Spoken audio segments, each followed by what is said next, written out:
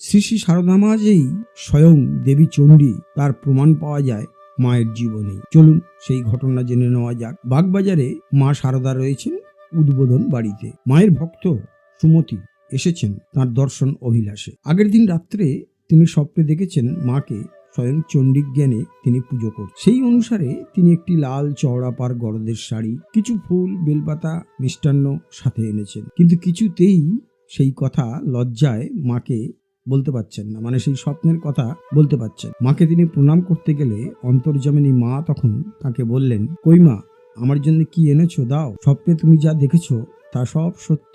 মায়ের কথা শুনেই সুমতি যেন বাহ্যজ্ঞান হারার মতো হলেন। এক ভাবময় পরিবেশে পরিবেষ্টিত হয়ে তিনি তার আনা পূজা সামগ্রী মায়ের চরণে দিলেন। মা তার থেকে লাল পাড় গরদের শাড়িটি নিয়ে পাশের ঘর থেকে পরে এলেন। সুমতি দেবীর বর্ণনায় এর পরবর্তী ঘটনার বিবরণ ঠিক এই রকম।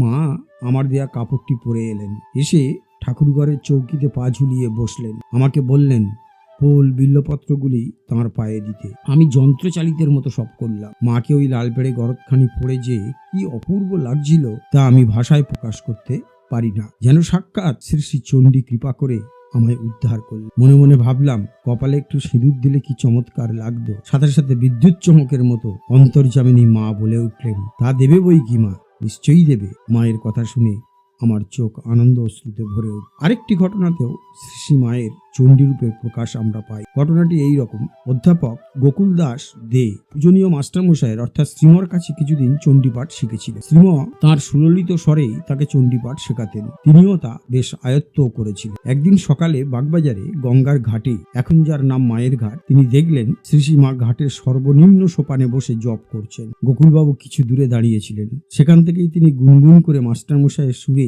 চণ্ডীর শ্লোক আবৃত্তি করতে লাগলেন। এত নিম্ন স্বর যে অন্য কারোর শোনার কথাও নয়। তিনি যখন পাঠ করছেন, সৌম্যা সৌম্যতরা সেইষ সৌম্যবস্তে সুন্দরী, তখন শ্রী শ্রী মা পিছন ফিরে স্তবকারীকে দেখলেন এবং দুই হাত তুলে আশীর্বাদ করে আবার জপে মগ্ন হলেন। সাক্ষাৎ শ্রী শ্রী চণ্ডীর আশীর্বাদ পেয়ে স্তবকারীর জীবন সেদিন ধন্য হলো। হ্যাঁ বন্ধুরা, এইভাবেই আমরা মাকে চণ্ডী রূপে দেখতে পাই, আরো কত শত রূপে দেখতে পাই। আশা করি ভিডিওটি ভালো লেগেছে। যদি ভালো লেগে থাকে তাহলে প্রতিদিনের মতো লাইক, শেয়ার, কমেন্টস করবেন। আর একটি ছোট্ট অনুরোধ রইল, যারা এখনো আমাদের চ্যানেলটি সাবস্ক্রাইব করেননি তারা অবশ্যই সাবস্ক্রাইব করে আমাদের পাশে থাকবে। তাহলে আজকের মতো বিদায় নিচ্ছি, আবার আগামীকাল কথা হবে। নমস্কার।